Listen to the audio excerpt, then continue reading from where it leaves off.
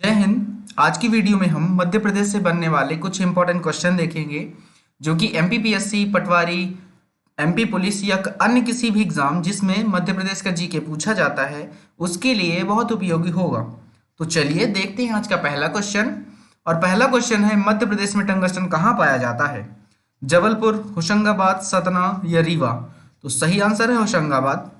कुछ अन्य जानकारियां भी देख लेते हैं, जैसे कि जो टंगस्टन का यूज़ है वो बल्ब का फिलामेंट बनाने में भी किया जाता है और इसे स्टील काटने में भी इसका यूज़ किया जाता है ना। कुछ अन्य जानकारियां और देखते हैं इसके साथ साथ, जैसे कि जबलपुर के बारे में बात करें तो जबलपुर में लौह अयस्क, चूना पत्थर, बॉक्साइट, चीनी मिट्टी, शैल खड़ी, फेल्सपार, मैग्नीज और गेरू मुख्य रूप से यहाँ पे मिलते हैं।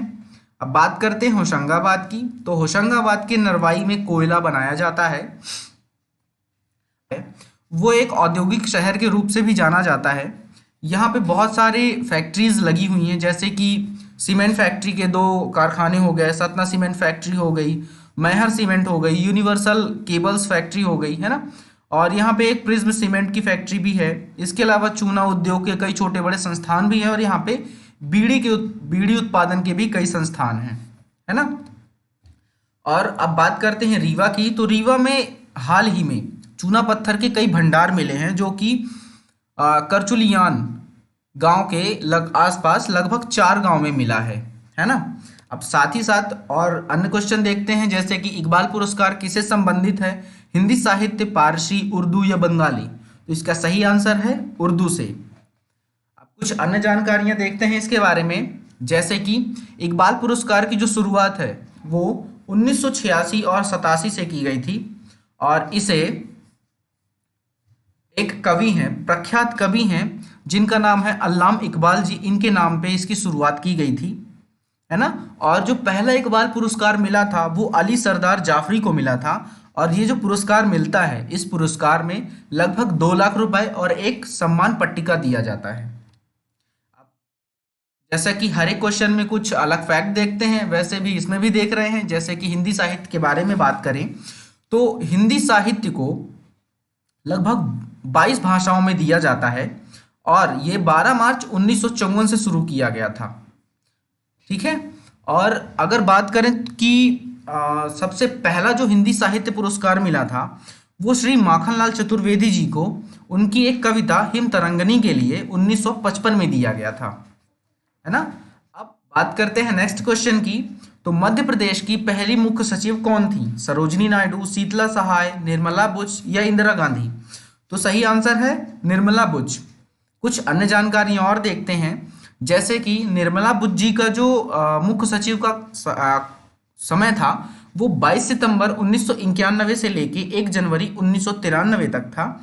और जो इसी के साथ में और बात करें कि मध्य प्रदेश के जो पहले मुख्य सचिव थे वो कौन थे? वो थे एच.एस. कामथ जी, जिनका जो समय था वो 1 नवंबर 1956 से लेके 24 नवंबर 1963 तक था। अब बात करते हैं कुछ अन्य जानकारियों की, जैसे कि अब सरोजिनी नायडू की बारे में बात करते हैं तो ये जो थी ये कांग्रेस की पहली भारतीय महिला अध्यक्ष थी, है ना।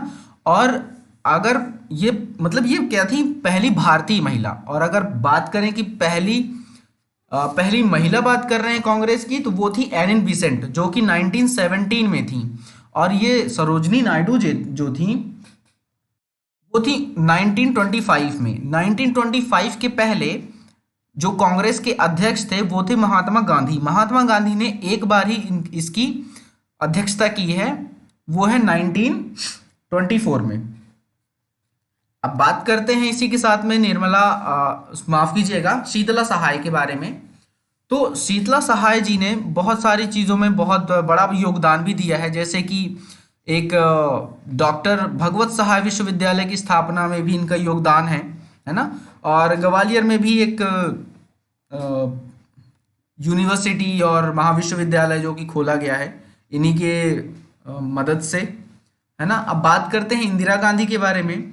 तो इंदिरा गांधी लगातार 3 बार प्रधानमंत्री रही हैं, जो कि 1966 से लेके 1977 तक थी। और चौथी बार जब ये बनी तो 1980 से लेके 1984 तक थी।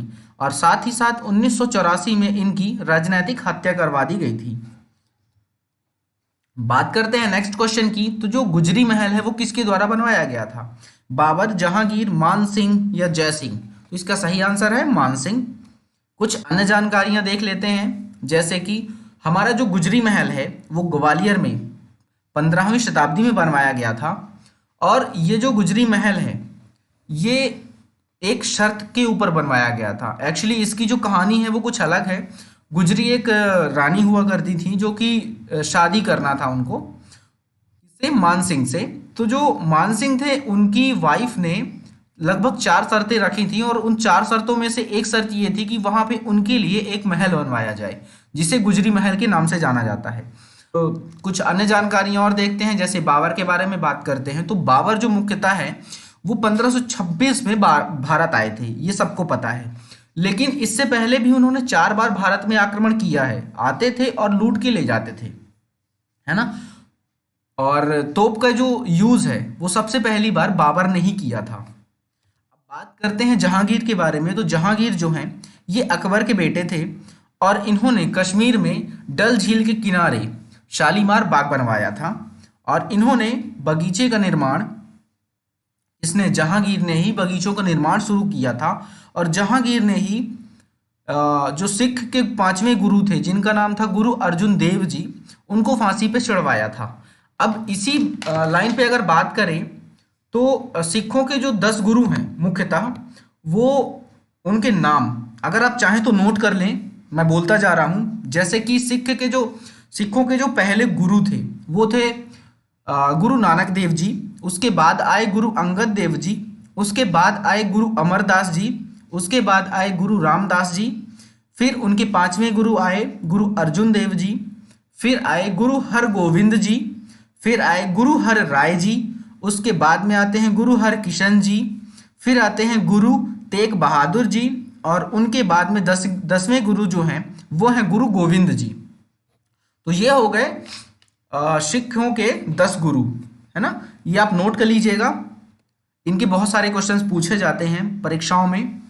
अब नेक्स्ट क्वेश्चन की बात करते हैं। मध्य प्रदेश में कपास अनुसंधान कहाँ है? सतना, खरगोन, मंडला या जबलपुर? तो इसका सही आंसर है खरगोन।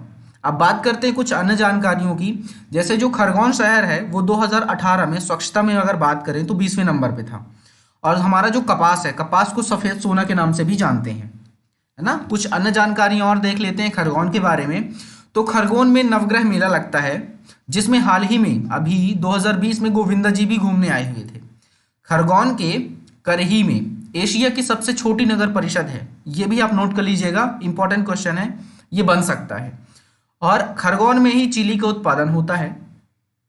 खरगोन के बेड़िया में एशिया की दूसरी सबसे बड़ी मिर्ची मंडी है। ये फैक्ट भी बहुत ज्यादा उपयोगी हो सकता है ना। अब बात करते हैं मंडला की। तो मंडला जो जगह है ये नर्मदा नदी से लगभग तीन तरफ से घिरा हुआ है। और यहाँ पे जो गोंड वंश की मतलब ये जो मंडला है, माफ कीजिएगा, मंडला जो है अपना, वो गोंड वंश की एक समय की राजधानी भी रह चुका है। और यहाँ पे मुख्यतः मैग्नीज पाया जाता है ना। अब बात करते हैं नेक्स्ट क्वेश्चन की। तो नेक्स्ट क्वेश्चन में है मध्य प्रदेश में फड़के स्टूडियो कहाँ है? भोपाल, धार, ग्वालियर, उज्जैन? तो इसका सही आंसर है धार में है। अब बात करते हैं जो फड़के स्टूडियो है ये धार के महाराजा के द्वारा बनवाया गया था, जो कि रघुनाथ कृष्ण फड़केवश, जो कि एक मूर्तिकार थे, उनके सलाह में बनाया था, है ना। उनके नाम पे बनवाया गया था ये। और ये क्या नाम है, रघुनाथ कृष्ण फड़केवश जो हैं उन्हें 1961 में पद्मश्री भी मिला हुआ है। अगर पुरस्कारों में बात करें तो हमारे भारत में जो सबसे बड़ा पुरस्कार माना जाता है वो होता है भारत रत्न, फिर होता है पद्म भूषण, फिर होता है पद्म विभूषण, उसके बाद में आता है पद्मश्री। तो इनको क्या मिला था? पद्मश्री। कब? 1961 में। ऐसे ही कुछ अन्य जानकारियां और देख लेते हैं भोपाल के बारे में।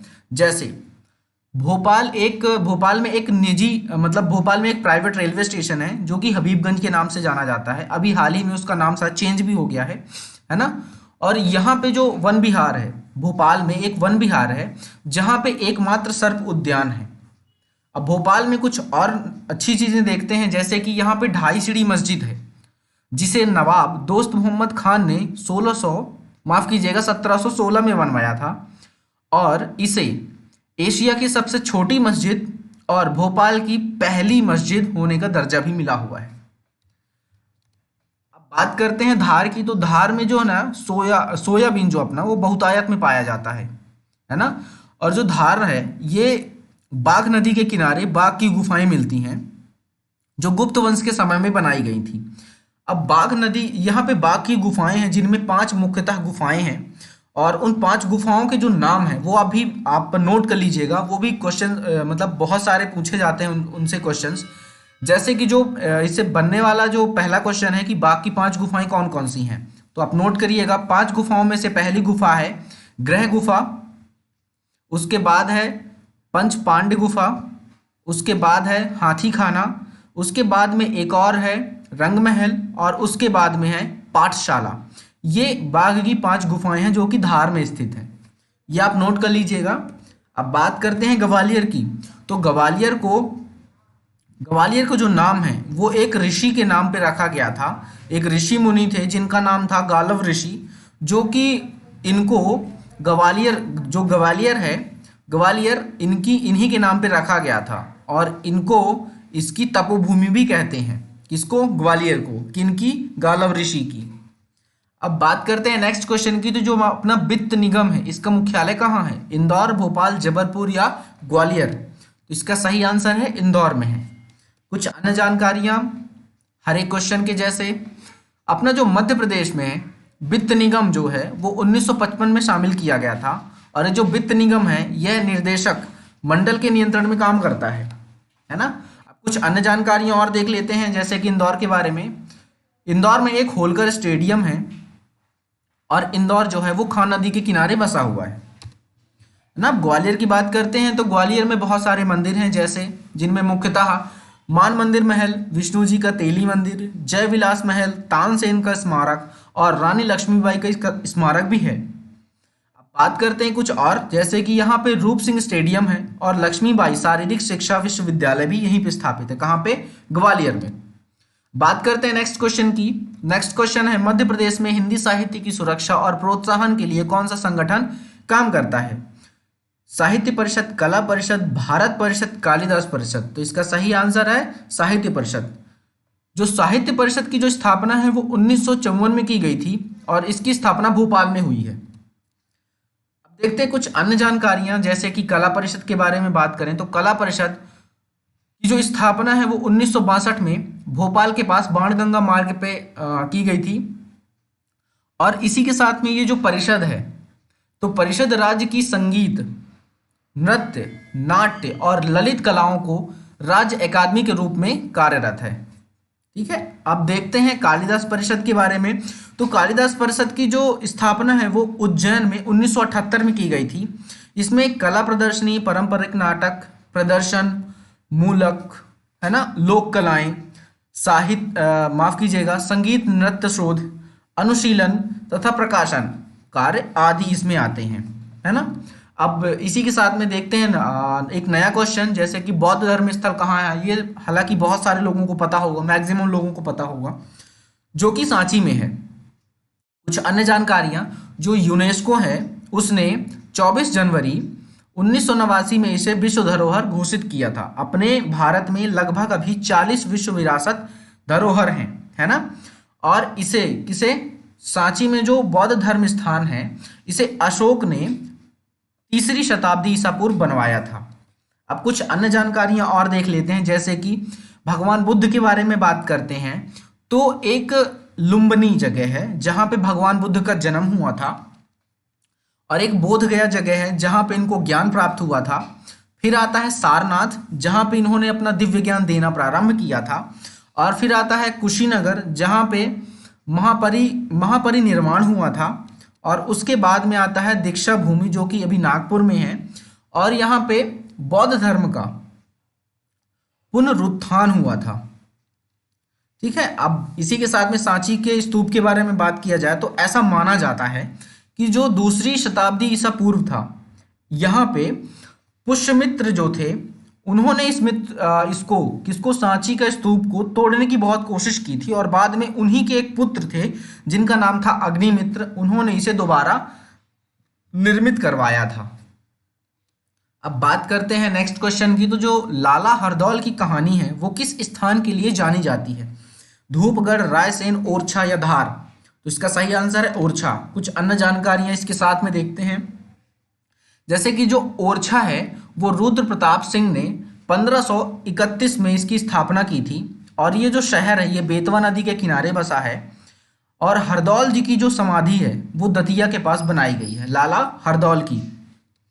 अब कुछ अन्य जानकारियां और देखते हैं, जैसे कि धूपगढ़ के बारे में देखें तो धूपगढ़ में जो चोटी है, धूपगढ़ की जो चोटी है वो सतपुरा श्रेणी की सबसे ऊंची चोटी है और इसकी जो लंबाई है वो लगभग 1350 मीटर है। इसी के साथ में रायसेन के बारे में बात करते हैं। तो बाबर के समय यहाँ के जो शासन थे वो थे शिलादित्य, है ना।